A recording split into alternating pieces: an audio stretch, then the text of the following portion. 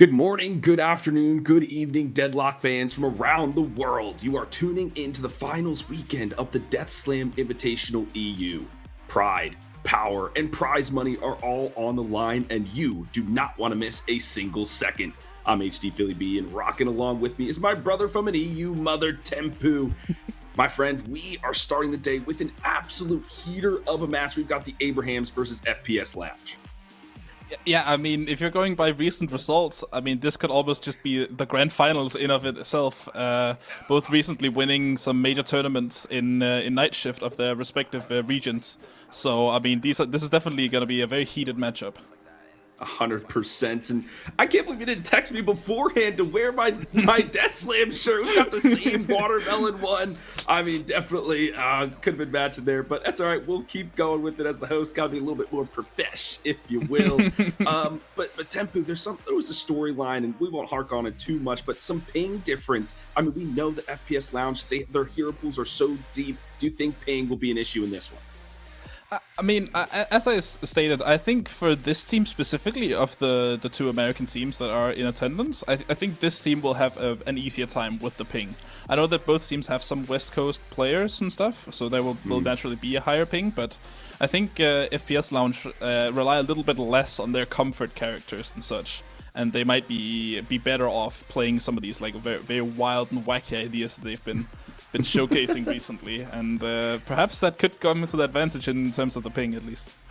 100%, and you feel like FPS Lounge, they always want to scrap. They play kind of these skirmishy comps, and I feel like that's where the meta has kind of gone. It's not really relying too much on these late game characters. It's like, how do we win in the early game, in the mid game, and that has kind of dictated how the meta goes. For maybe folks who are, maybe they just watch EU, or maybe they just watch NA, is there a big distinct difference in terms of the play styles between these two regions?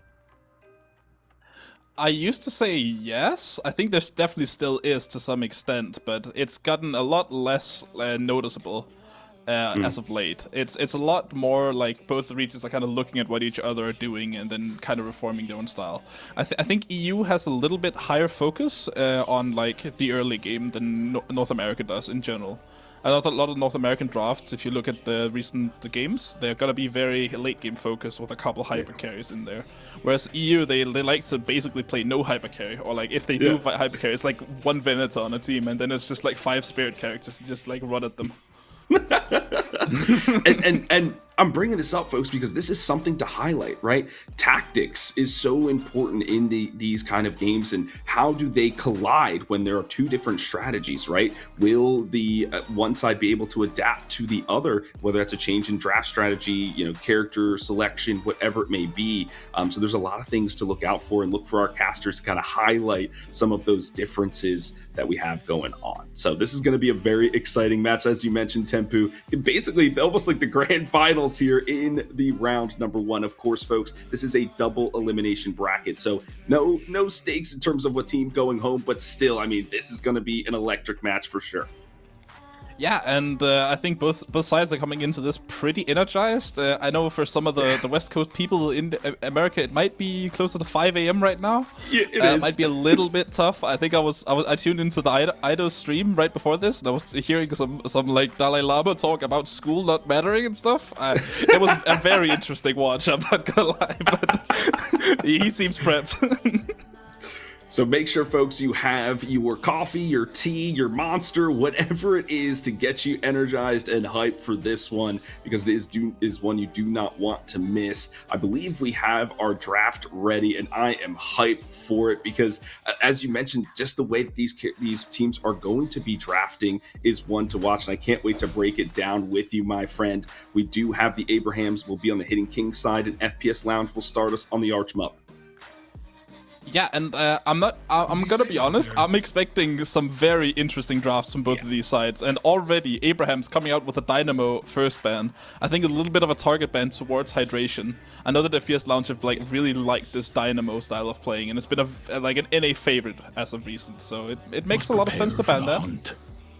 Yeah, and they've been playing a lot of the Dynamo in kind of the off lane or unsafe lane, right? And he's just so powerful in that laning stage, and then scales well into the late game. Like you said, the NA side kind of favors that late game kind of skirmishing. The Venator has been the M1 carry that everyone's been selecting for the last few months or so, but really heavy on the EU side, as you said. Just that's the one carry they usually go for. The Silver, tried and true. She just does everything well.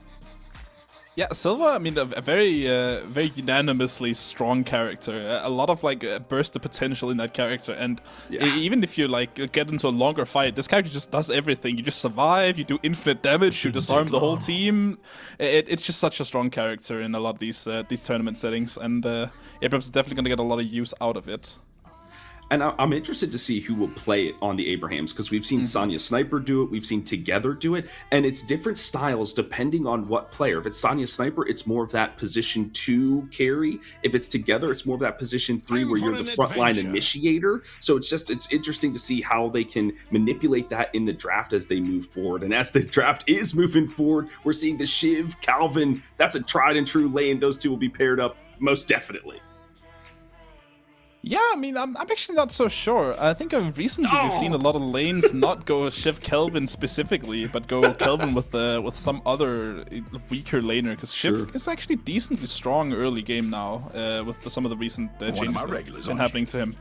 And here's another one of the really strong pairings usually with Kelvin is Infernus. And Infernus is just like, he's one of the characters that everyone in lower elo seems to think this character just does nothing right now, but everyone in high elo is just like, yeah, this character does everything right now.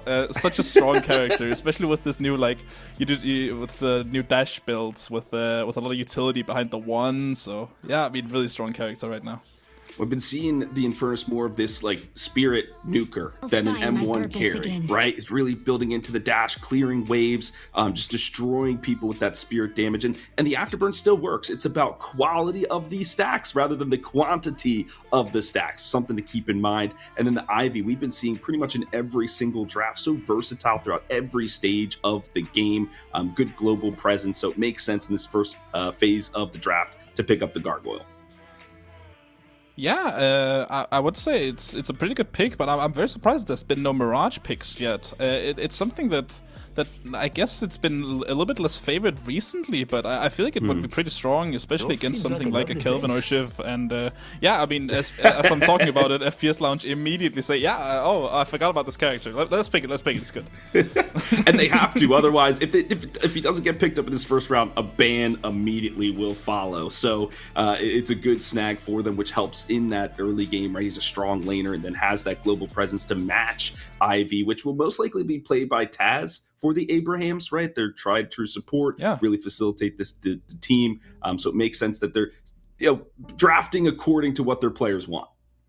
Yeah, and it's actually interesting that recently Abrahams have been playing Taz as this Ivy player, and then St. Maxim been playing some other type of support. Like they've really perfected the double support as of late in EU, and it's something that some teams are starting to experiment a lot with lately. It's a very good thing to do, especially if you have some good frontliners or people who just want to get in there and fight. And Silva and Infernus both kind of fit that role of just people who want to get in there and fight in the front line.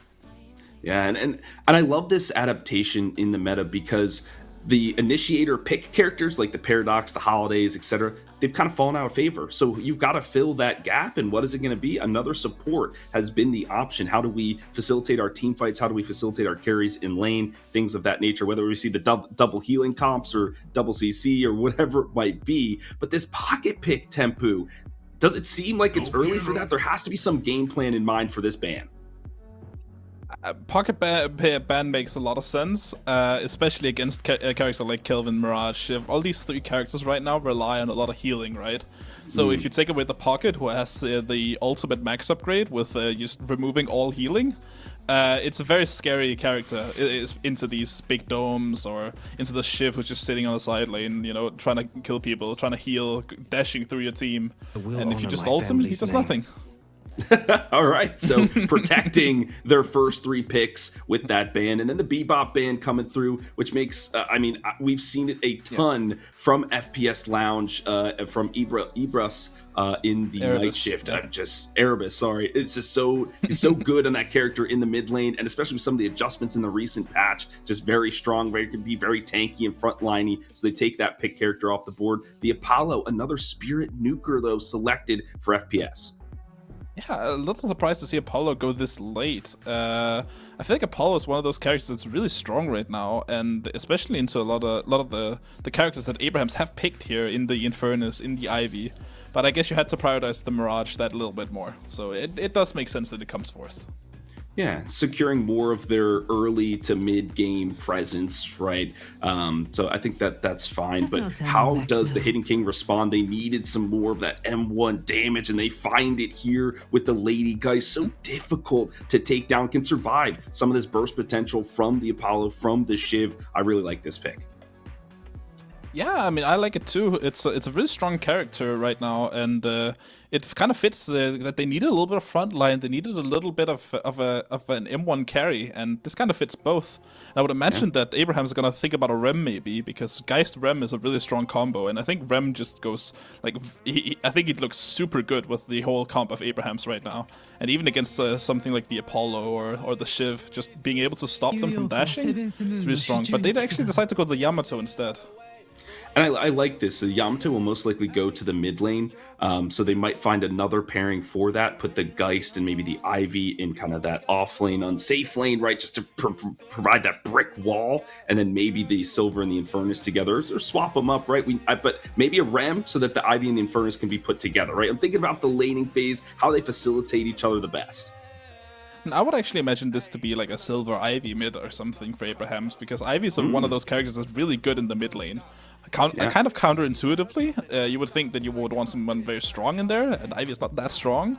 But Ivy's really good at just wave clearing, so if you wave clear the mid wave with the Kutsu, with the... What are they called now? Entangling Thorns. Yeah, that rename. If you clear a wave with that, then you have a lot of space for 2 characters to be roaming through this mid lane, and this Abraham's draft is very roaming so far in the early game. So, yeah, I mean, I would imagine something like that, but we'll see what they end up picking here. As right now, FPS Lounge, thinking about this pick a little bit, I would imagine that they need to get an M1 carry of their own soon, because they have a Mirage, but that's not really like a very traditional M1 carry right now.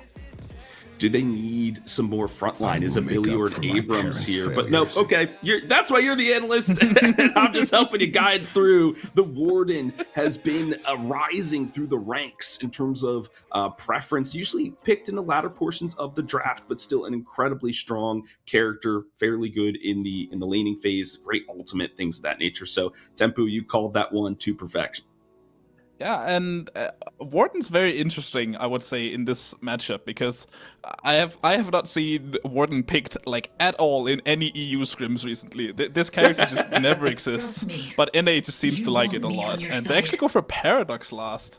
So they're going for this like very hard pick style with the Warden, but I guess if they're playing for this Paradox Warden lane, which is a really strong lane, may I add, to put in mid lane or something, then it kind of makes sense to put those two together.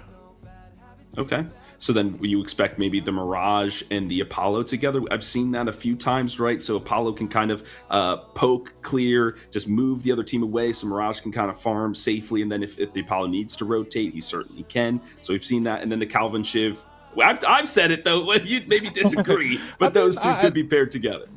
Given how the rest of this draft is shaped out, I wouldn't hate a Kelvin Shift pairing for the lane, but I would imagine it'd be more like a Kelvin Mirage type of lane, because I feel like Mirage has lost a lot of his early game strength in the recent balance updates with the Scarabs, so putting him with a Kelvin that can like reliably heal him up with the Scarabs and the nades should be better for him, whereas Shiv and Apollo can get a little bit more aggressive in a lane, and then you put the Paradox Warden mid, perhaps? I would imagine that at least. But a Sinclair coming out from Abrahams, okay, that's an interesting pick, I would say. I love it. But they haven't really played it, right? If you check out their most recent matches, not one that's been in the books, but Is there an ultimate that they're looking to copy? I mean, maybe the Last Stand, maybe the Frozen Shelter. Frozen Shelter to me is obviously the standout because if it's a good counter gank opportunity. But is there something else that you're seeing? I think the Frozen Shelter is definitely like the easily the top of what you can take here. But I think the Apollo ultimate also goes kind of underrated for an ultimate, because it kind of gives you that pick feel of it, where you're like basically stun locking people for like a second and a half, where they can't really move. So you have a lot of times to like catch up to them, or like you reset some people out of a fight. It's kind of usually being played more in the damage style, but I think you can play it a little bit in that style as well. We'll see what they end up going for, at least. Some good utility, and maybe with the Sinclair pick, maybe a Yamato Sinclair in the mid. That's a ton of spirit damage. Get that bridge prio, just really push them in. So, okay. Well, I like these drafts. Is there one that you're leaning towards the most? Does somebody outright win these picks and bans? I would say, I think... I know you're saying that ping doesn't really matter here, right? Or you think it's not like a very big thing, but I'm looking at this FPS Lounge draft, right? And a lot of these characters are characters that rely on being pretty far back to have a lot of impact, and a lot of skill shots especially. Like Paradox, the Warden has like a very bad gun for velocity, right? So you're gonna need like a high velocity rounds to even have impact. The Mirage is gonna be pretty hard to play on range, so I think it's gonna be a challenge for FPS Lounge here, to say the least. Yeah, I was interested to see if they would draft according to the ping, because ping's definitely a factor. I just don't want to make it a big storyline, because I feel like we always do that when it's NA EU, and there's more on the line here between these two titans of the title. But you make a fantastic point. Will they have to adapt their builds based on the ping issues, right? Will we see some adjustments there? So based on your moment, everything fell apart for FPS Lounge. Yeah, no, it really is. I think they were trying to do a little bit too much in terms of where they were focusing, so they were trying to play across map, and oftentimes that's great, but when an opponent is focusing on a key juncture like that, when it's like that first third, you have to be willing to invest everything. And I think being unsure as to whether you're going to win that fight is a problem, right? You don't have that confidence, and then it kind of spills over to the rest of it, and you're trying to make plays to keep yourself in it, yes, but you are also ceding a lot to get yourself there. And Abrahams are a team who are not going to let you get away with trying to pull yourself, claw yourself even back into that game. So nicely done by FPS Lounge in some of those interactions, but overall, it was a bit of a, getting shoulder charged into a wall type of situation for Abrahams. Exactly. But that's enough from me and Rook here, as we throw it on over the desk where Philly and Tempo are going to break it down a little bit more analytically with some moments. Welcome back, everyone. What a blisteringly quick match that was. I feel like we've been seeing this meta with 35 plus, etc. That was a 26-minute banger, start to finish. Abrahams had themselves in the driver's seats. Tempu, we were talking about a few things in the green room, and the one I want to highlight first is the stylistic differences between the regions. Yeah, I'm not sure if this was some sort of calculation based on I will say it again, even though you hate it, ping. But FPS Lounge going with this very slow hypercarry style compared to the very fast style of Abrahams with the double support and just being in your face at all times. I'm not sure if I really liked it from FPS Lounge. I think the theory of it was that if we could just survive long enough, then we might have a chance. But that didn't really end up happening for them here. They surely did. It's the bend, don't break strategy, but they broke into a million pieces. And this was because of a couple of key players like the Lady Geist, Sonya Sniper. We know what they can do on some of these carries. I mean, immense amount of damage, 50k, but it cannot be understated that this Silver was instrumental, 30 assists across the board. Yeah, I mean, there's a lot of really strong players on Abrahams, and I think, actually for me in particular, Arso stood out as a very strong player in this game. I think he was doing a lot of like hidden work on the side lanes and just winning every 1v1 that was coming his way on Dash and Furnace, which is kind of impressive, I would say. This character is not very built right now for winning like 1v1 specifically. It's more like winning big team fights. So it's cool that he won them. And you mentioned also while we were watching the game about this pit fight contest, right? We didn't have opportunity to talk Yeah. about it on the desk, but I mean, just the amount of abilities they have to contest the urn, contest the mid boss, right? The Intengi Thurns, the dash on the ground. There's just the stone form and the rabbit just stunning people, locking them away from punching. Everything. It was just full on control. This death ball style, in your face kind of action from Abrahams. Yeah, I mean they had all the right pieces for it in their comp. I think especially the Ivy and the Sinclair, right? They have two of the strongest mid boss contest abilities, and they're not even ultimates. They're just their third abilities. It's the Ivy Stone form and the Rabbit. You're stun locked for like 7 seconds without being able to punch or do anything. Basically, it's so hard to contest against these two characters if they coordinate those abilities right. For sure. So, and we saw that. We will see that as we have a couple of replays to get through from this game one, as we have the players take some time to take a breather, set up the next draft, etc. Our first replay is this Sinclair Geist outplay that I know you want us to walk through. Yeah, I believe so. If we get the replay up on screen, it was a pretty interesting early game thing that you saw here. A very big engage happening on this mid lane where Geist and Yamato are diving very deep to start off with, getting the kill onto Rocane pretty early on. But then, as they kind of just fall back here, they kind of bait the Apollo into going for a little bit of a deeper attack, and Erebus coming in here. And then you get this Geist swap really early on onto the Paradox that just absolutely turns this fight. And then the Apollo ult gets stolen by the Sinclair, so really just turned this fight into their favor. They kind of fake retreated in order to absolutely win that fight for them. Yeah, so a disengage, re-engage, right? The trap is set, and then we turn it around, knowing that we got you where we want you. And it was these sort of micro outplays that really accelerated them forward, just taking these 1v1, 2v2s. That's what their composition was built on. No matter what pairing you got, you know you were going to get the other team no matter what. We have a few more replays to look through. The next one, I think, was the big turning point of this game, and that's the first urn contest. Yeah, and this is where everything decided to fall off the reins for FPS Lounge. They start this fight out really well with Snakes playing very aggressively on Satan, getting that kill onto the Sinclair, which is a really good starting point, which kind of forces Taz to play a little bit safer with the urn. But then Snakes gets a little bit aggressive here, trying to go for Arso on that Infernus, but Sanya is there with that gun, and he just didn't have enough survivability here, Snakes. And this just absolutely turns the fight around. Arso even going down here, though, but it doesn't really matter, as at this point, all of the members of Abrahams that are here and ready for this urn play are just in a really good spot. And even then, you're getting the side lane shoved out as well by this Geist over here, if you can see on the left-hand side. And it just seems like it was disjointed in terms of the fight. It was like one person going, then the next person going. It wasn't a coordinated effort from FPS Lounge, and so they just got picked off. We talked about how prolific Abrahams is in terms of these 1v1, 2v2 situations, and they got exactly what they were looking for during that urn fight. Yeah, they kind of just banked on them being a little bit too aggressive there. They were playing very far back, very intentionally, saving their cooldowns. And as soon as Snakes dies, they just fired everything right back in. They just went for it, and it kind of just worked out for them because they had a lot of side lane pressure as well. You had the Mirage having to leave the fight in the end and stuff. It was not looking very good for FPS Lounge, but it was looking good to start with, I will say.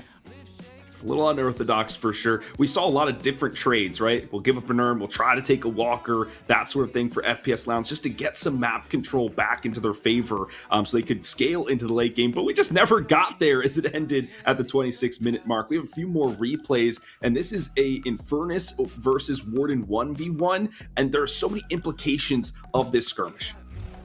Yeah, because this fight right here, this is what really led to the things for FPS Lounge really just getting worse. Arso having a very big fight here with Rocane on this side lane. Warden having to play the ultimate, but Arso just kind of winning out on this fight, even with that Warden ultimate being used. But as this is happening, the Warden is not able to contest you. That's their strongest player for FPS Lounge, so Abrahams can just kind of use every single ability they have here. You can see all their cooldowns just being wasted on this, but it's working because they're just winning the fight with this very good contest by Ivy and Clay. And you can even see like the Kelvin ultimate gets used here, but it doesn't really do a whole lot because they just have so much stuff for when they're inside of that urn. And it was a really good and smart, I would say, counter drafting thing by going for this Infernus Ivy as the response to the Shift Kelvin. I mean, the Frozen Shelter almost seemed to like delay the inevitable. It didn't really do too much. The Ketsu Bomb was all over the place. The Entangling Thorns was entangling everybody. But the cherry on top of all of that is that the Infernus won the 1v1. And goddamn, John the Walker, I think, even took it there. So they just won across the board. Abrahams looking incredibly good in that game one. We have one more replay, and this is the second urn contest around the 21st minute mark. Yeah, so, I mean, at this point, right, the game is already basically over, as you're going to see here in a second. There's already a 35k lead, and there's 3 kills done here, but FPS Lounge decided to give it like one last hurrah, and they're in a decent spot to do it, but Hydration dies inside of his dome. He barely gets it popped down, but it's in such a bad spot that it just isolates FPS Lounge from the rest of this fight. They are just able to get the urn. Snakes gets caught out here, and it's just everything's just going wrong for FPS Lounge in these fights.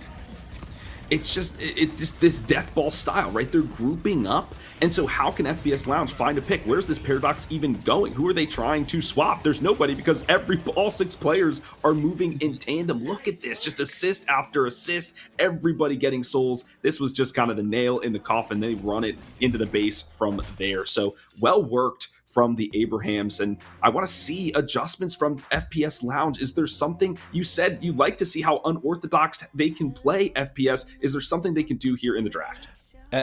I think they should just like throw everything, every game plan they had basically out of the window and just start picking some wild stuff that Abrahams haven't seen before and won't know how to respond to. Because I've been watching some scrims recently of FPS Lounge, because they stream a lot of their scrims, and they're doing a lot of very interesting drafts a lot of the time. So I want to see them go a little bit more unorthodox with their drafting, instead of playing for this very outdated, very standard one hyper carry, one pick player, one tank player, these types of like very fit roles. Yeah, and I think this is when you are playing teams from other regions, it's adapt or die. And it's like, do I adapt to how they're playing and see if we can keep up? Or is our strategy really better and we can kind of just out-tactics the other side? And it seems like the NA, tried and true, stable, roles, solidified kind of opportunities is not there. They've got to play higher aggression characters. Dare we see the Drifter? We saw them play it during the night shift this week. I hate that character, but maybe could be the move. You seem to hate everything I liked recently. You hate the Drifter, you're hating on the Arsenal. I think it's a good idea actually for them to go for the Drifter here, because it kind of fits what they should be doing in playing very aggressively in the early game, which is kind of what Abrahams have been doing. If you were watching the early game from them, they were doing some pretty good rotations, and the FPS Lounge were matching it very well. It's just they just didn't have to have that power when it came to that 10 to 15 minute mark. So I want to see them hone maybe a little bit more into that. For sure, and I think we also saw the Calico from them this week. Snakes was playing that a number of times. Could be another opportunity for them. So there are some adjustments that they can make going into this draft. But coupled with that, it's not just the laning phase. It's also these urn contests and these mid-boss fights. I mean, they have to think about all layers of the game. Yeah, and I do like them trying to some of these things. I think they can still play a little bit more for that early game and kind of preserve some of their ideas with maybe playing like a hyper carry. I think if they can get a Venator here on 1 maybe as their first pick, that might be a good response. And they start out by banning Silver, which is one of the big scary characters right now. Yeah, definitely an issue, as Together was piloting it to perfection, and so that could potentially leave the Venator open if Abrahams don't. They might go for the Dynamo again, right, just as that targeted ban. So the FPS Lounge could first pick that Venator, but is that really going to turn the tides? I mean, I know they're strong in lane, they can play mid lane, etc., but like, is he really going to be the difference maker here? I think Silver is a very strong character, right? Normally, sure. I think it's one of those characters that like, how can you touch them? You saw Together in this game. were anyone able to do anything about the silver? No, he was just there. He was out. He had 4 stamina, infinite movement, infinite tankiness. I don't know what Valve was thinking with that character, to be honest. Just does everything well. Well, the Venator, we won't see the Priest, which will leave the Dynamo open. So we had it flip-flop, but basically the same kind of theory. So hydration, most likely on this character. We'll see how, I mean, they're prioritizing it first, which means they have some strategy in mind. Will it be enough? I think Dynamo is a very good idea for FPS Lounge. I think it's a character that plays well into that early game strength, and it plays against a lot of the things that Abrahams like to draft, which is stuff like the Infernus, actually. I would say Dynamo hard counters this character right now, because you can max 2 and then remove that afterburn completely from your whole team. Mm-hmm. The kinetic pulse, maybe push him, if he's dashing, push him away a little bit, like, stay away from me, right? Kind of thing. Yeah. But this Infernus has been incredibly impactful as this lane bully, as this wave pusher, this 1v1. I mean, can do basically everything, but just different than what we've seen before, which I kind of like, right? This is what Deadlock's all about, is customizing your character based on your ability passive. That's what I think they were really trying to go for in these last couple of patches. We're seeing the Shiv, which wasn't really necessarily talked about, but got a lot done in that previous game. Yeah, this immediately tells me that Abrahams want to draft Kelvin, because Shiv and Furnace are really strong with a Kelvin, usually. Being able to run inside that dome. You saw how effective it was, the Infernus against the Kelvin in the last game, right? Where the Kelvin domes, the Infernus just presses 2, and dome? No, I'm out damaging your dome. And it makes sense that they are setting themselves up for that, because are they going to open with a Dynamo Calvin for the side of FPS Lounge? Probably not. There's some other high priority picks that they need to go for. But we will see. Okay, the Abrams. I like this. Another good, strong character in the early game. If he can snowball, very hard to take down, prevents this kind of snowballing rate, can shoulder charge people, etc. So, I mean, this makes a lot of sense in terms of countering that aggression that Abrahams wants to bring. Yeah, very surprised to see that the Abrams wasn't really touched in the last game, because Abrams is quite strong right now with this spirit build, where you're just basically playing Victor too. just press 1, then that's all you're doing. But I do kind of like it, and Bebop as well is a bit of a comfort pick for FPS Lounge. Erebus especially really liking that character. But I think Bebop is going to be very hard to play on ping. We'll see if they can make it work, but I'm skeptical.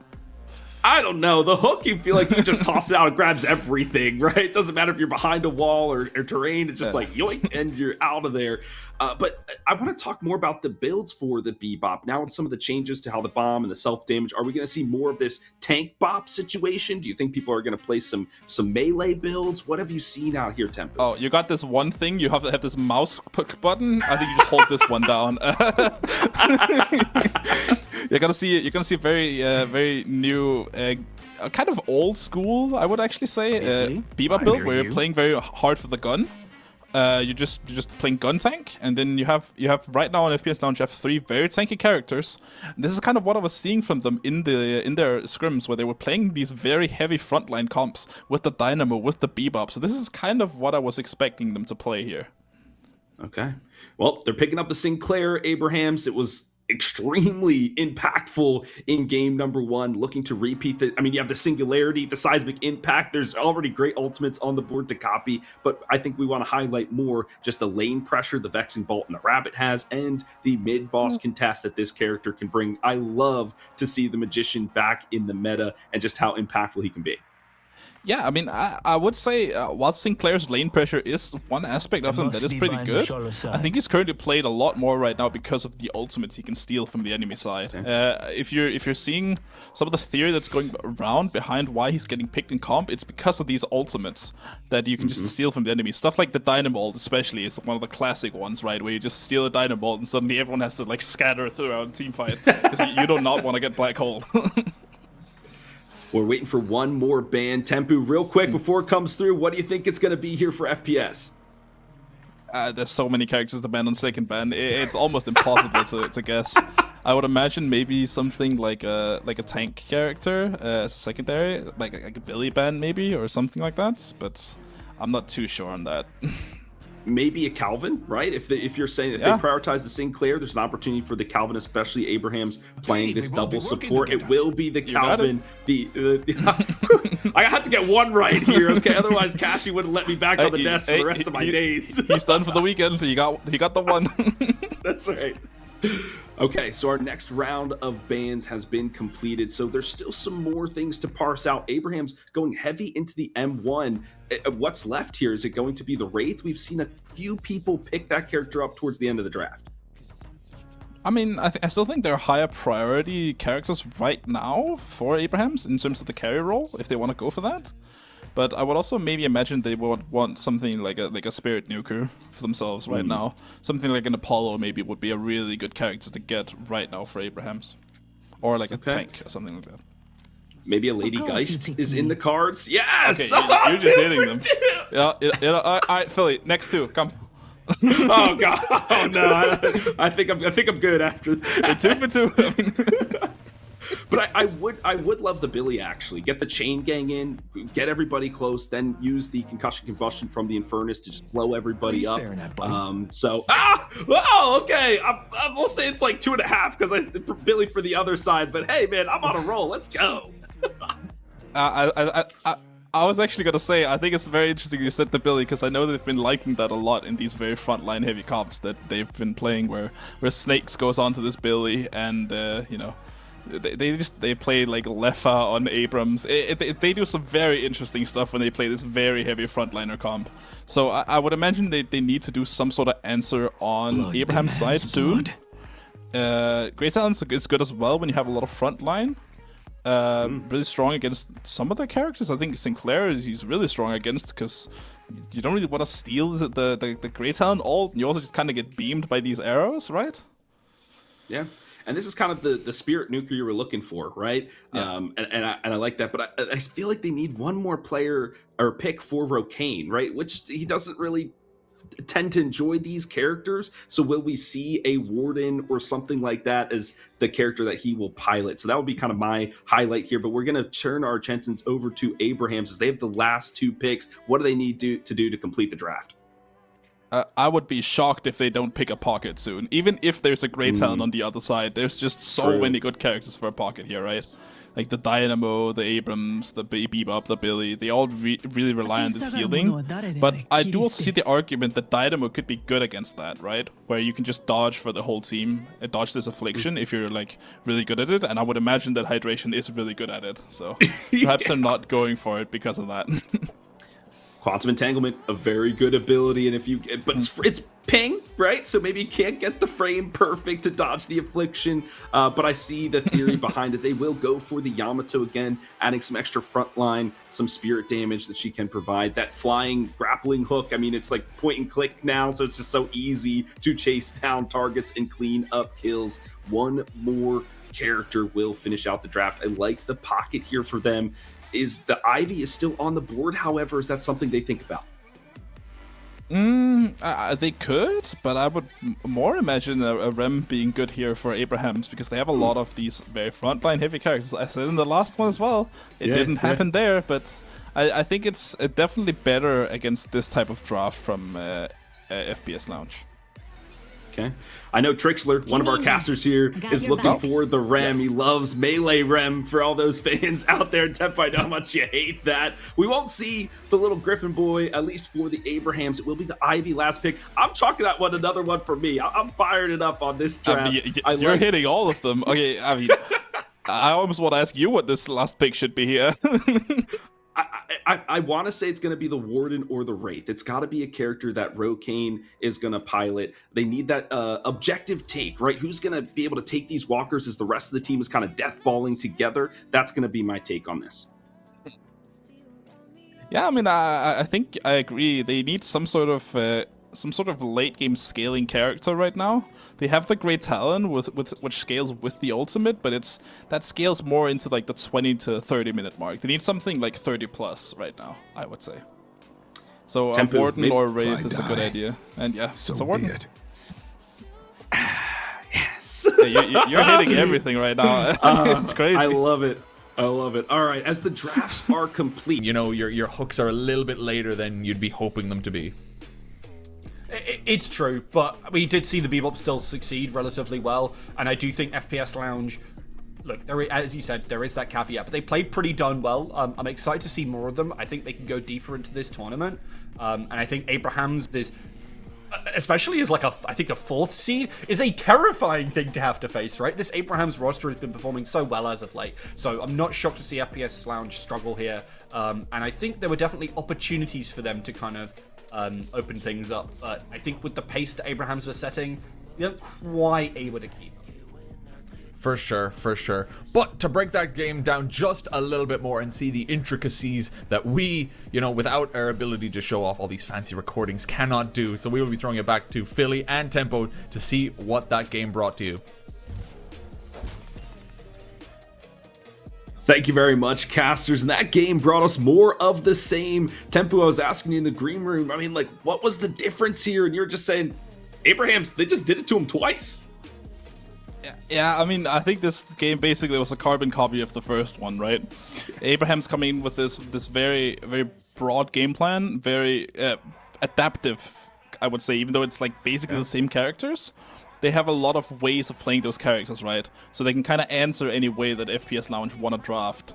And you saw it in this game, right? Dynamo first pick came up from FPS Lounge, and there was immediate Sinclair on the other side. They were ready with that. And it just completely snowballed out of FPS Lounge's control, because every time they went for that Dynamo ult, there was a Dynamo ult to follow.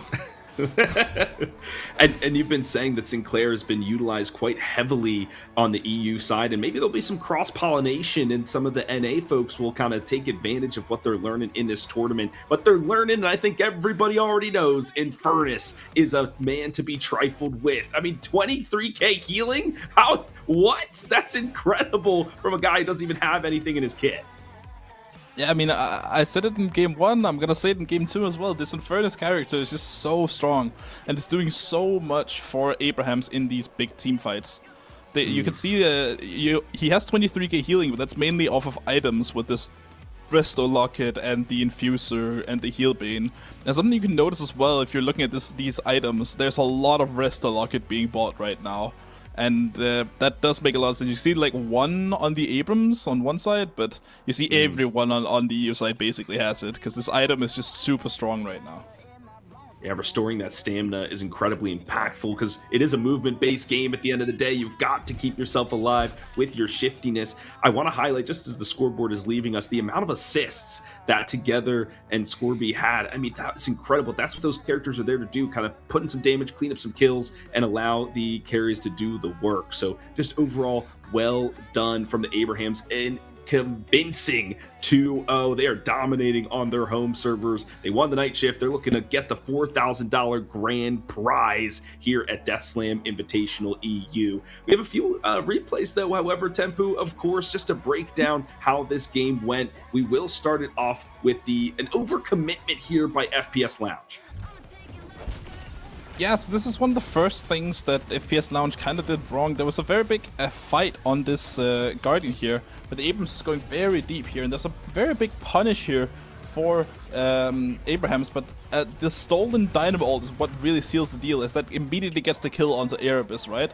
And at that point, it's just super hard for FPS Lounge to do anything in this big fight. It ends up going 2 kills in the way of Abrahams, and just giving them a lot of map control here that they then can use to do all sorts of other things on the map. And around that 8-minute mark, the sinners come up, and so you want to fight for a reason so you can accelerate your carries to get the farm, and they were trying to do that with a push to get the Guardian down, but just backfired on him, and that Sinclair just so instrumental to turning those team fights a big singularity to kind of stop that push in its tracks. A few more clips for you, for our folks at home. We have a 1v1 at the Walker that turns into an earn fight. Yeah, this is a very big one, and it's gonna be a little bit hard to follow here. But what you're gonna notice here, especially, is that currently you see we're watching a Warden POV right now, right? But there's there's a couple of people dead up here. There was a very big fight happening over here on the urn spot over here, right? And it ends up being not very good. There was a Dynamo ult coming out, I believe, from the Sinclair, just turning this whole fight. And while the Warden is getting a decent fight over here onto the Walker, under the Shiv, just everyone else from FPS Lounge just die, and it ends up being an earned turn-in for Abrahams as well. I think it ends up being a little bit of a deeper fight than I remembered it, but.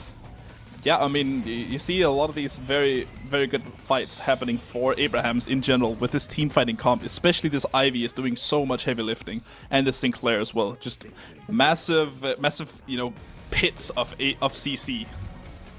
You saw Rokane there saying, thanks, just getting a tad tilted because they just can't take these 1v1s that they normally otherwise would, and the rest of the team is falling around them, and it's just great strategy from the Abrahams, just eliminating the carry, just forcing them to have their focus elsewhere so they can't participate in these fights and potentially turn the tide. So another good skirmish fight win for Abrahams to get and secure the urn. We have our one final clip, and this says, Sinclair, know you. This is a very, very funny fight that was happening around the comeback urn. Starting this Infernus, getting a kill onto Rokane out of eyesight, but a big fight happening in general, trying to chase after this Abrams, but it doesn't really happen. They end up grouping a lot of members over here, as you can see on the minimap, right? Over here.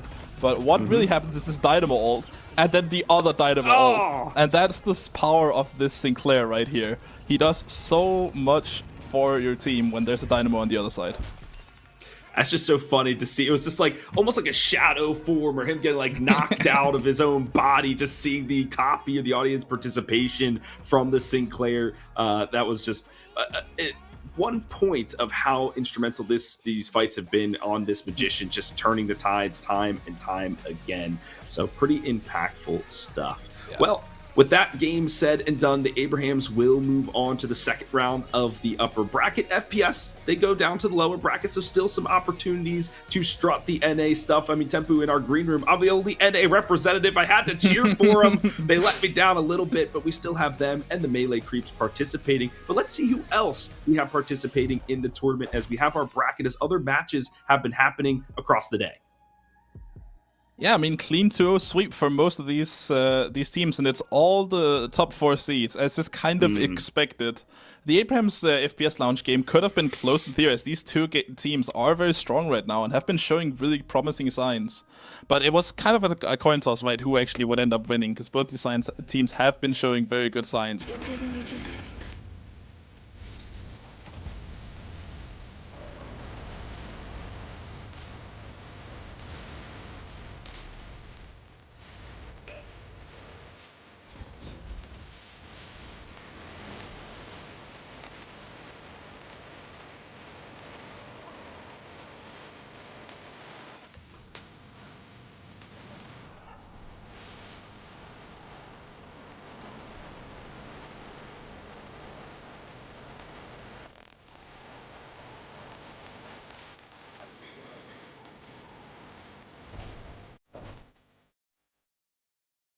Welcome back, Deadlock fans. You are tuning in to the Death Slam Invitational EU style. We are headed into the winners bracket round 2, and we have an incredible matchup for you. But before we get to all that, it's HD Philly B and the marvelous Mox. I had to call in some NA reinforcements, and I'm glad you obliged me, my friend.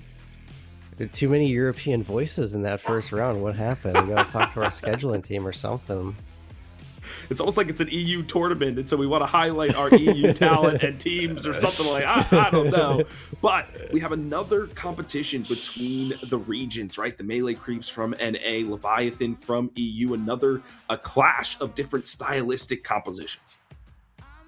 Yeah, I think there's going to be quite a lot of overlap, even if there are different stylistic options. I think you're going to see contest on a couple of heroes that we've seen growing in popularity as of late. I think some of that will be Sinclair. I think a lot of it will be Infernus, as we've seen in the last match as well. And yeah, I think there's going to be some interesting things happening in draft. I wonder if we'll see any curveballs. Obviously, in that first round, we got to watch Erebus Bebop, but it didn't really perform in that last game that we saw. But there are quite a few notable Bebops across EU. I'm not sure. I think we've seen some free mock Bebop before in the past, and if it's being played in the carry position, I wouldn't be surprised to see OCs even pull it out. I think he's very capable of playing any kind of M1 across the board. So we'll have to keep our eyes on a couple of these kind of swing heroes, the ones that kind of don't go first overall, but can sneak through bans. Sure. The changes to the Bebop gun allow, like the quicker wind up, allow some more M1 options for him, but there are still a ton of options available. We'll see the Silver, the Infernus, then Sinclair, Dynamo, Calvin. I mean, you could just name most folks on the roster. We might see him. I want the melee creeps to lean into this brawl style, this heavy rotation, this group up kind of compositions that the EU scene is known for. But it's time to get into the P's and B's, my friend, to see how this all shakes out. As we get to the first set of bans, is there anything that you're thinking about? I think Silver is going to obviously continue to be kind of the top of the picks and bans. I do wonder if there's any change in terms of Venator. I kind of missed the first game that opened up today. But I do wonder if there's any priority shifts on whether Venator picks up a ban. I really doubt it, because I think there's enough in that pool. It's going to be a personal storyline that I'll be watching out for today, because I think it's almost to a point where it's shifting. Oh, well, there we go. I'm sitting here yapping about it. It does get banned out. Limit the carry pool, and the Venator is just overall very strong. Good in lane, scales incredibly well, good damage, single target, good in team fight. I mean, just can do everything. And that does open up the Silver, as if the character is not banned, it's going to be prioritized. Incredibly impactful in the early to mid game, then has a great frontline ability in the late game with the Lycan's Curse, the ultimate spikes you get. I mean, there's just an umpteenth list of things. Ice Frog, Yoshi, whoever you are out there, do something about it. But we will see the detective who's trying to put this bounty hunter in her place. There's a lot to be said about the Bola itself. I think people sometimes forget how strong it's capacitor. It's capacitor. Yeah. On like a 15-second cooldown. So for as strong as she is on the front line, she has a free capacitor, and I think that's a lot of the reason that she is such a powerful pick. It controls so many of these heroes who use their mobility to escape situations they would have otherwise died in. So she makes that kind of a secured situation. Shiv Abrams, really good punching frontline outside of Leviathan already. Kind of what you alluded to in that balling up, team fighting, massive power picks. I think it's not surprising to see any of those two as the first opening here for Leviathan. Let's get started, shall we? Both these teams are looking for redemption, right? They were knocked out in the night shift first round in their respective regions, and now with 4,000 USD on the line, they want to fight their way into that grand finals and secure some extra cash in their pockets. Some good counter to this death ball situation is the frozen shelter, right? If you have a bunch of people bum rush you, put the shelter down, bunker in, hopefully you can withstand some of that ability usage or items, and then counter. The Calvin also very good in the lane as well. So just a standard pick, makes a lot of sense overall. I'm ready to test myself. Yeah, easily the most contested support. And I think so much so that there's not even a secondary. So I think you might call the secondary priority like, Sinclair. Like that would be the next in line in terms of that. So I think the Apollo is a good one that we'll probably see a little bit more often. The higher fighting through my dog barking because she doesn't like the pick apparently, but just really strong. Has a great stun in the kit and also comes with a curse in the form of his ultimate. It just does a lot of damage, so really good pickup. Yeah, and another kind of counter, right? If they rush you, Atani Losan silences everybody. Maybe you can either escape or find your re-engage if you need to. Speaking of silences, however, the Vampire S, I was wondering when people were going to unlock this character. I still think she is really good. And I feel like she's fallen off. People are like, we're not sure, but I like it, and I want to see what Leviathan can do about it as we quickly head into the ban phase. Dynamo taken off the board as another kind of counter-engage person. We haven't seen the Sinclair yet. I would imagine it would be banned. If not, Leviathan most definitely picking it up.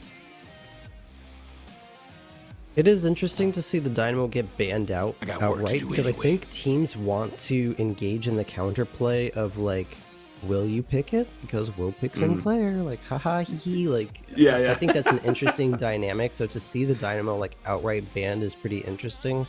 Maybe it speaks to something that melee creeps do in terms of, piloting the hero. But it does kind of warrant the ban, so I'm not surprised in either way. Maybe they don't actually want to engage in those shenanigans after all. But the Infernus is no surprise. The Viscous is pretty interesting, especially at the top level of play. A lot of these players will abuse the rebuttal interaction. It's 30% damage amp for a free parry, and Viscous is going to use punches, so it's just a very scary situation potentially for Viscous players, but there's a lot of interesting things that you can do with dribbling, as they call it, where you just get into ball, cast your spells, and almost perma-stun. They have nuked it a little bit in terms of the stun, because with diminishing returns, but it's definitely an interesting pick. For sure. I'm postulating in my head, is it going to go mid lane? Is it going to be paired with the Shiv? You know, there's lots of different options for this Viscous to go. It will be the melee creeps kind of securing their late game with the Warden and the Lady Geist. So they have, and the Silvers, that's their positions 1 to 3. Now they just need to close this one out. Do they go for another Spirit kind of character? Maybe a frontliner like a Billy, somebody that's more brawl? I'll let you to think about that, but we have to flip over to the Leviathan to have them round out their last 2 picks. It was smart to turn to Paradox for help. It's curious. I think the Viscous is going to wind up being the support. If that would be the case, then Irizumi would be playing that. Normally, we've seen a lot of Irizumi Rem lately, almost to my own disgust. Personally, I've had some opinions on it, but they like to favor that hero. So I do wonder if that's the Irizumi Viscous, or if they're going to do something else. Vindicta is a really, really interesting pick. Allows for a lot of free catch against heroes like Apollo and Silver. Obviously, Tether is very, very strong. It's had some changes through its lifetime, but still is a 1.5 second lockdown. If you really want to go Echo Shard, then you can, but that's an interesting couple of picks. And if you look at the side of the Hidden King, you don't have a lot of natural knockdown buyers, maybe the Kelvin, but they have to deal with 2 tricky flyers, especially since Vindicta can counterspell mid-air now, and there you go. That's the answer to that kind of setup. So the last pick from Melee Creeps is a really good last grab there for them against the lineup of Leviathan.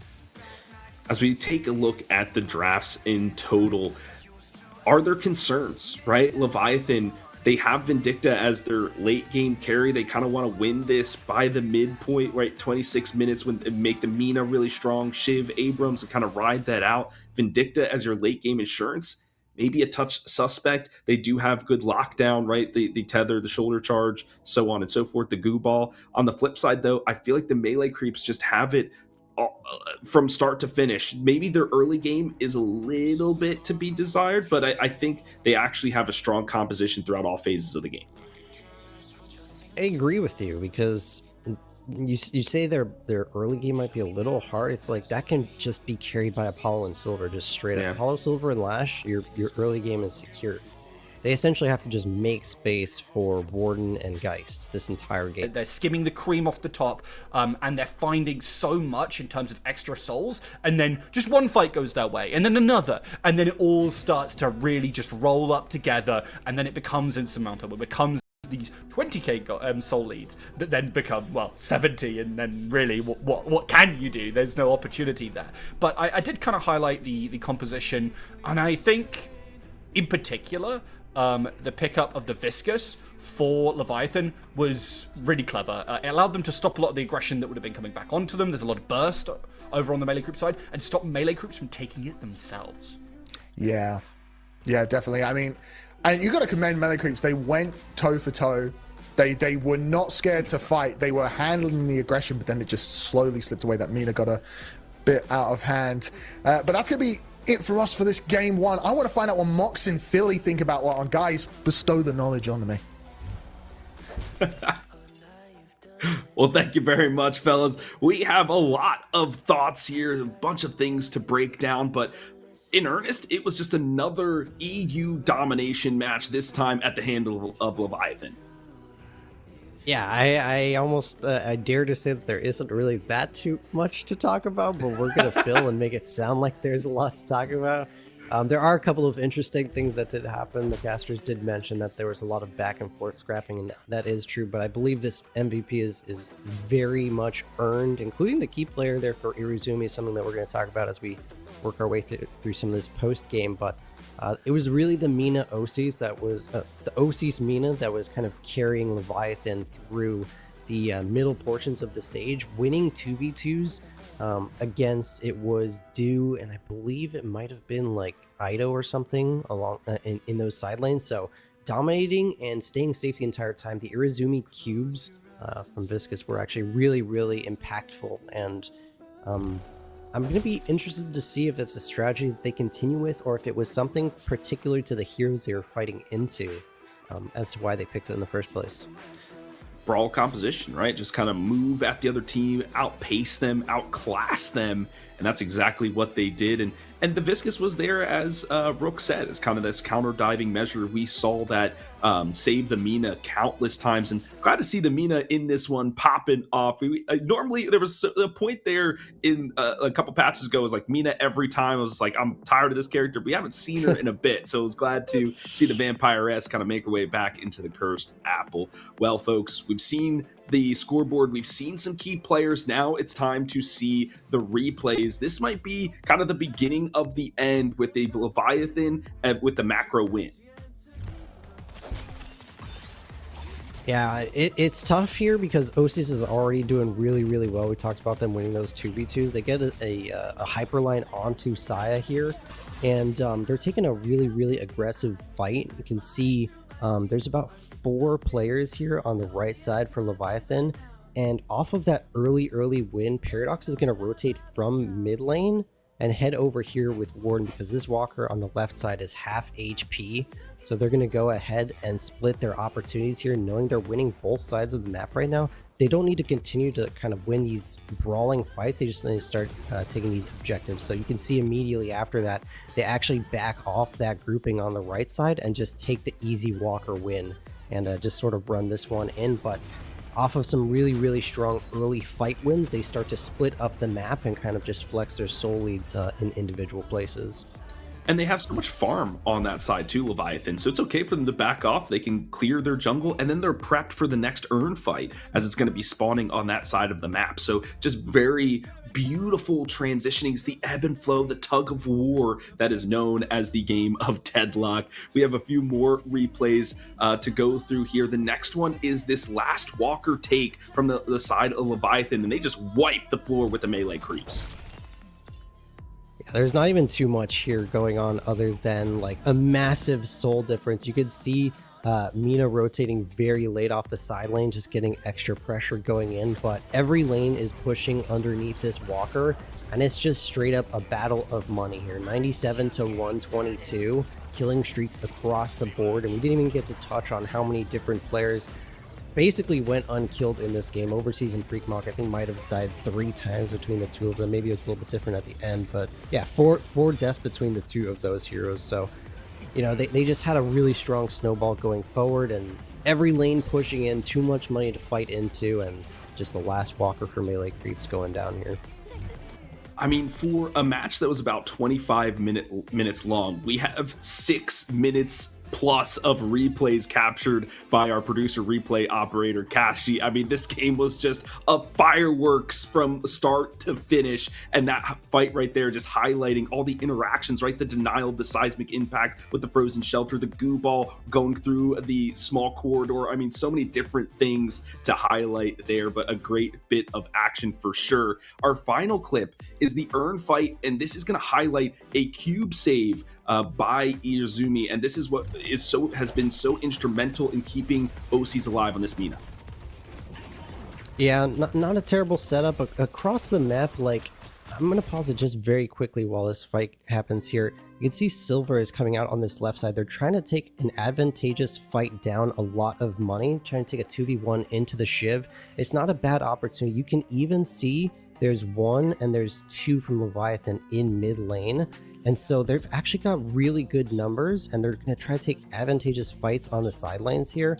They're just fighting into so much that it's so difficult at this point, and we're going to get to that Iruzumi cube that when you are behind and you're trying to execute these final kills, it's just so frustrating to have to deal with the cube stalling out, getting heals. There it is, the resto locket plus the cube, and then Fishcake just has to back out of this spot here. He's got nothing left in the tank, and he's fighting into so many of these aerial heroes. He's essentially like 1v3 in a lot of these moments.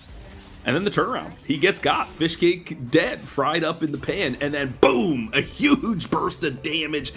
I was looking through the item chart right at the end of the match. Not a single knockdown was purchased for the side of melee creeps. You can't get rid of this Raic Vindicta, not even OCs on the Mina. They were just flying through the Cursed Apple with the greatest of ease, just sniping people. This Raic cannot be understated. We saw the replay mid-match of the pixel perfect snipe. We saw that great burst of damage there. I mean, immaculate work from that character. So with all that said and done, game 1 is concluded, but this is a best of 3, of course, Mox. Are there any changes that melee creeps need to make going into game 2? I think the biggest thing that we have to consider is potentially our drafting style. I don't historically know NA to kind of be the massive, pick 100 farming characters region, but this game they picked Warden and Geist, and I think they just wound up in a situation where despite Do fighting well into the 2v2s and 2v1s and the 1v2s, like they needed so much farm and they didn't have enough time to get there. And I think that's been kind of the story thus far. Is EU is just they're utilizing just the farm that's available within that first 15 20 minutes and making work of it, making use of it. And whereas the NA side, they're waiting for these higher timers to come through. So maybe pick one character, maybe the Lady Geist, and that's it. The Warden has been made to look silly time and time again because you're channeling the last stand. I got this, and then you're dead. It's like, all right, well, then it's not worth it. So maybe high aggression, high tempo characters from the get-go is going to be the shout, but we need to see who the band for Leviathan will be. And I'm seeing deja vu once again here, Mox. Both the carries off the board. I will say, you made a point about not having knockdowns. It's very, very difficult to buy knockdown into Vindicta and Mina. Previously, it would have been a hard counter to Vindicta, but now that she can parry mid-flight and not lose that channel, it becomes a lot more of a tough situation. So you have to play against that counter spell, and your only tool at that point is literally just the lash. Maybe hitting a really good ground slam to de-aerialize them, or just, the death slam in general. So, I don't want to criticize the lack of knockdowns too much because those heroes really don't care about knockdowns. They don't know who they're dealing with. So maybe Silence Wave, right? There's got to be something, some itemization you can do to get them off the board. But wait a second, this is the same. I think I'm seeing the same characters, right? Like what? I think we gotta call the producers. We're running replays still. I don't think they got the note that game 2 started quite yet. Wild look. I mean, how, as melee creeps, can you let this happen again? It's a same opener of this Abrams Shiv, and now you fear, like, if they just do the same composition again, it's gonna work. There has to be some adjustments from the melee creeps in these second 2 picks, and it will be the Ivy to make an appearance here in this. That is the answer. I guess you could talk about counterspell equaling out the stone form if Ivy's flying at the Vindicta in particular, so you still don't have to worry about that interaction, but she can't counterspell both things within that time frame, so provides you a lot more. Also a really good web buyer, and Mina really doesn't want to get vortex webbed by any stretch. I think some of the adjustments that we will see might be in the second phase of bans. I really don't think Leviathan are going to top 3 Mina. So if anything, they would look for it out of the ban phase. We might see that adjustment happen in second bans. Well, the Infernus, the bartender, looking to make some moves in the Cursed Apple. Another adjustment to, cover the floor with lava, right? Floor is lava game. Don't want to get close. Don't want to touch anywhere near where we're going. This will maybe counter some of that aggression that they're looking to put on here from Leviathan. I like the Infernus. The ground is lava thing is funny against, if they just draft Vindicta Mina again, they don't care about that. So they do top 3 of the Minas. So I would have to actually double check if that was even banned in the first round. Trying to see. Infernus, I believe, was banned. Yeah. No. Mina was top 3. Okay, so it does kind of fit in the same. We are literally seeing the same draft out of Leviathan again. So the Infernus is a nice adjustment. The best thing about Infernus is that Afterburn provides natural spirit damage debuff. My time is So precious. into a lot of the spirit damage that Leviathan had in game 1. That's a good adjustment. Also, a very strong hero that has been climbing in priority, as we talked about. So I think it's a really nice change. I hope they don't pair too many other late game farmers with that. I think that's going to be something interesting to see in the back half for melee creeps. It's probably enough for now. They take the Dynamo. I thought it was going to be the Viscous, so that leaves Leviathan to pick up the Viscous if they want. Whereas the melee creeps, what other characters can have that early game impact that they're looking for here, Mox? Because they need to keep pace with what Leviathan is bringing. I think Billy would be a pretty decent pick. They don't have any frontliners. I think if you look at Mina and Vindicta possibly coming out again this game, if they want to run that way, Bebop. I really like that pick. I'll finish my thought and then we'll get to the Bebop. But Sure. I was thinking Billy Chains is really, really strong against Mina. She has no way to escape that moment. So you get a Billy Chains into a Silence Wave and you have a really nice answer to taking the Mina out, which was the crux of the issue in that game 1. I think the Bebop, we're going to see more and more of this hero. I do wonder who that's going to be. I wonder if it's going to be like a lower Econ Irizumi Bebop even. I don't think that's a terribly bad thing, but I think the Leviathan have a lot of flexibility. Provides some interesting catch, and I'm just going to pick Lash into it. I happen to think this matchup is better for Lash than it previously has been in the past. With that Bebop and Lash 1v1 constantly happening, so I'm not too. I think that's a decent pickup for melee creeps. Failures. They don't care about our thoughts, Philly. They really do want a lot of souls. Okay. I mean, the Lash had a couple of good catches with the Death Slam. There was just no follow-up because they didn't have the souls and they didn't have the positioning to execute any of the characters that had got caught up in it. I wonder if this Bebop is going to be played by Psy. We talked in the green room. Spec. Nope. Okay, we'll be the Paradox, because I was saying not necessarily that Psy played bad on the Paradox. It was just it wasn't. We weren't like, oh, they did this play or they did this thing. They had so much free range, as you mentioned, just be in the backline, toss in some time bombs, maybe get a swap if somebody was trying to run away. They didn't have to be the key player to facilitate just because everybody else was running away with it. But with two big characters, it seems to be out of the norm. But they're looking to pick them and lock them down with the Kelvin. Yeah, I'm scratching my head now. I thought the Bebop alone was interesting. I think the Bebop with the Paradox is questionable. I think the Kelvin is a pretty value pick at 6. I think that could have gone anywhere earlier. I do wonder why the Prio was on the Bebop. I wonder if they were sniffing something out that melee creeps might have done in scrims. Something that they want to fight us. We don't have to fight them every time. We don't have to take every skill check. Let's back off and take the only ones we want. And it was working for a little bit longer, and then suddenly just got a little bit hard. Got a little bit hard. The skill checks started failing them, and Leviathan looking strong. Can we just say that Leviathan looking really scary throughout this? That they certainly will. I mean, look, they are the 2nd seed. It's not particularly surprising, but considering that was the 3rd seed, I think it's a pretty emphatic performance. I'm really excited to see them against, Abrahams, as we saw earlier, but also Loki W, our 1st seed today. I mean, I'm very optimistic about that, and I think it's going to be potentially one of the best games of Deadlock you'll ever get to see.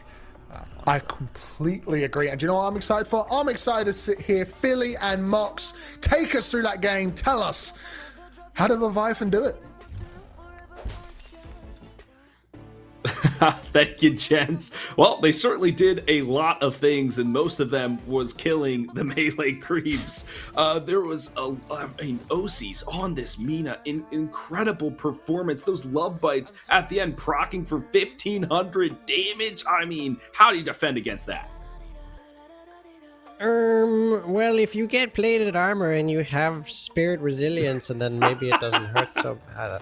I don't know, man. Like, they need to like shut OCs down at minute 2, something like that. But it's just too difficult. We'll see some of it in the replays, but OC's ability to just get around the map on this hero and continue to be like, he makes an early game Spirit Nuker look like a proper late game carry in ways that is just indescribable. Most player damage, most souls, second most objective damage. We'll have to talk about that. We'll have to get the coach in here to kind of discuss those numbers because need to get them up a little bit.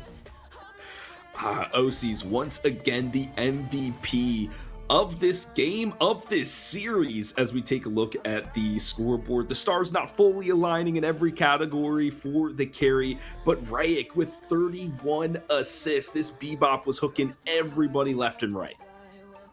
Really impressive performance. We had our questions because they drafted Bebop and Paradox right after each other. And we were just kind of wondering what the plan was, but you could see that the Rayek build there is very utilitarian. It's slowing Hex, it's slowing bullets, it's toxic bullets, you know, like this is straight up.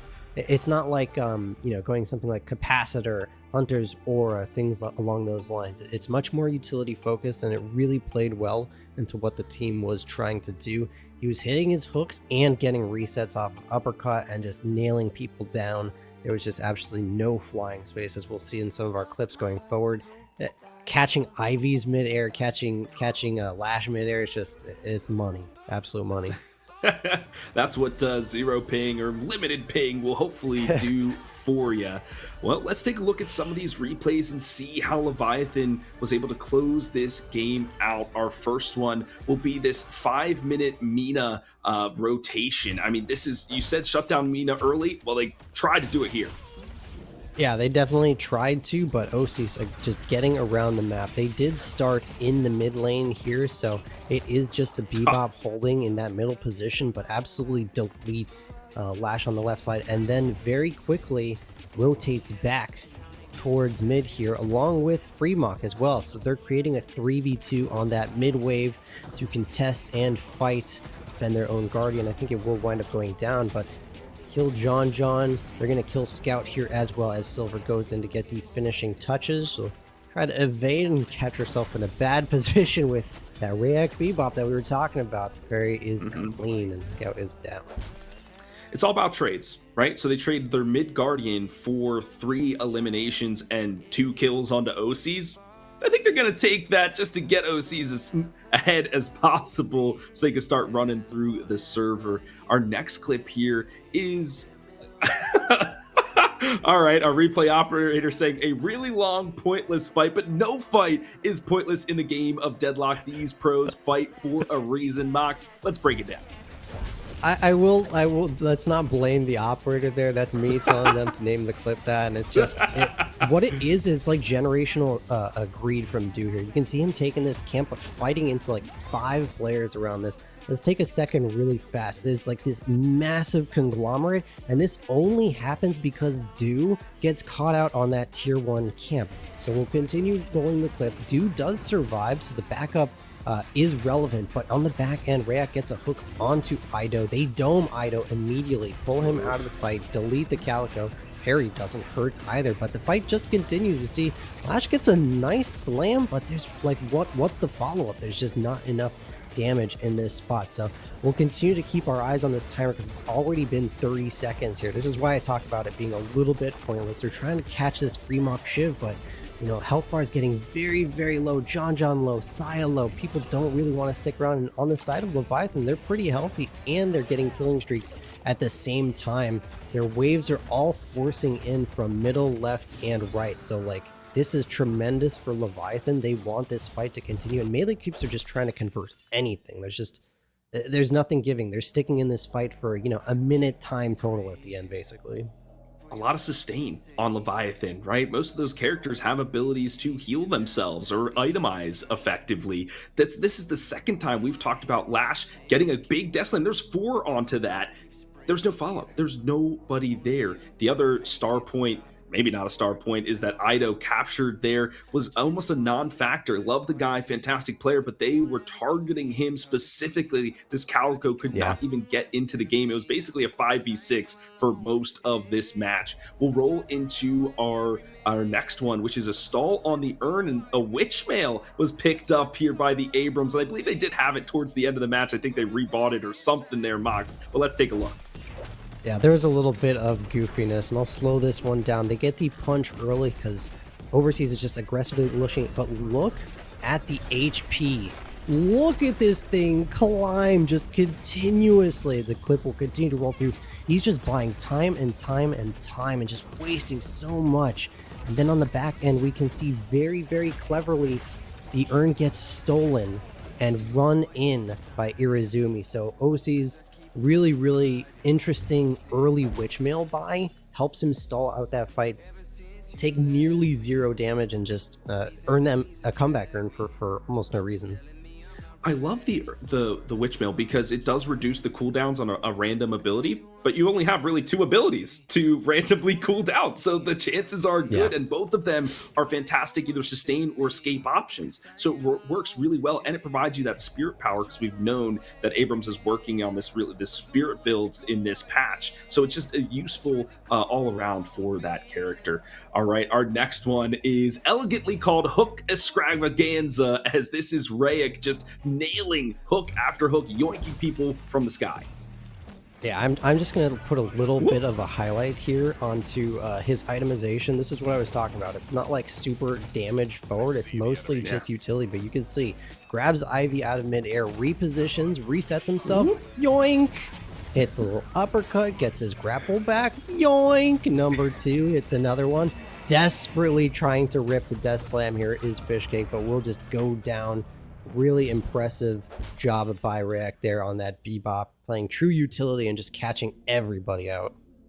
I mean, and then you force out the Death Slam from Fishcake? Like, what? Huge. Fishcake, you need better. You know you're going down, 3 people are on you. Save it for maybe the next one. You had no follow-up coming your way. So even just the hooks, maybe he's not getting a kill outright from it, but forcing people to make mistakes can be so crucial because MOBAs are games of resources. Our final replay is basically the last fight in this one, Mox. Let's take a look. Yeah, I mean, there's not even that much to talk about at this point. You can see the soul discrepancy is just massive, 180 to 150. They're just locking people in domes and eliminating carry after carry. John with absolutely nothing to do in that. Ido, as we talked about, not a lot going on, hiding inside of little tunnels, and they just keep going forward. Just nowhere to go. Free Mach with 14 killing streak just right around. Look how low, my goodness, his health bar is here. Goes low and low and low, but what does he have? A fully stacked locket plus a remover. Gets just enough health. Lives. Ido can't even kill up a kill in that spot, so just domination. Free Mach even lives. I think he lives in that spot too, so just unable to kill this Shiv, unable to kill so many heroes off of this Leviathan team. Yeah, Bloodletting, a very impactful ability. The Heal Bane, instrumental in keeping him alive. So all of the characters working in perfect harmony to execute their jobs and win this game outright. So Leviathan, they will move on to the upper bracket grand finals. And speaking of the bracket, Mox, it's time to take a look as we have games going concurrently throughout the day in this tournament. So let's see where we stand. Abraham's currently up against Low Key W. We know there's some grudge match between those two, but now they know what they're going up against in Leviathan. The melee creeps, they fall down here to the lower bracket. Interesting potential matchup in that lower bracket. If FPS Lounge can finish up the New York Reapers, you'd have a true NA duel to kind of make it out of losers, which would be unfortunate for the NA fans. You'd be -1, but maybe you could say that they'd be powering each other up. Virtus Noob taking 1 game over No Mercy kind of takes us to our current position as we finish up this Leviathan and Melee Creeps matchup. So some interesting things going forward. Obviously being an NA hope, I would love to see the Melee Creeps and FPS Lounge matchup as well. Yeah. And I wonder, they would probably get to play on NA servers. I haven't checked the rulebook in total. Yeah, no, they're forced on E. Nah. Jacob, Daniel, somebody in the Zephyr, somebody tell us. But maybe we'll see it at NA. I think that would be a lot of fun. So we'll have some time to wait for that next game, Low Key W, Abrahams. It's going to be pretty electric. Mox, is Leviathan one to be feared, or do you feel like it's just like take OCs off the Mina and you've got this team kind of figured out? It definitely starts there. right? Like, we have to consider this hero a little bit more in our picks and bans. NA has not been favoring it very much at all. So will they take it top 3? They're going to have to, because Leviathan were very happy to grab it at the 3rd spot on Sapphire's side. So it's some things to contest with going forward. Their next matchup are 2 EU teams. They've certainly scrimmed a lot between those 2 teams. So they'll know that this Mina is coming. And so I think it'll be interesting next matchup and see if there's an adjustment in those picks and bans. So, the first step is to consider this Mina, and then you have to consider the rest of OC's hero pool after that. So, but, the journey of 1,000 miles, Philly, one step. Let's consider this Mina in our drafts going forward.